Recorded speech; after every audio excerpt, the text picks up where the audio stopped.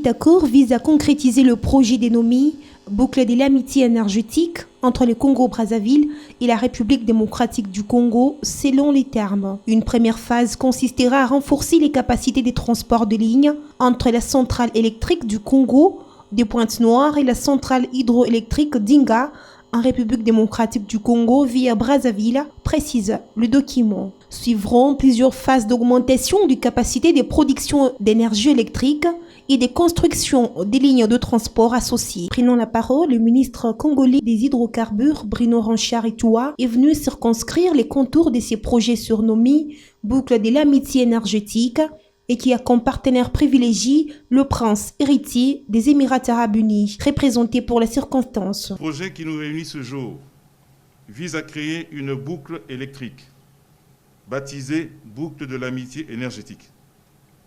Cette boucle reliera la centrale électrique du Congo, située à Pointe-Noire, en République du Congo, le barrage hydroélectrique de Inga, en République démocratique du Congo, la ville de Kinshasa, capitale de la République démocratique du Congo, la ville de Brazzaville, capitale de la République du Congo, et enfin la ville de Pointe-Noire, en République du Congo.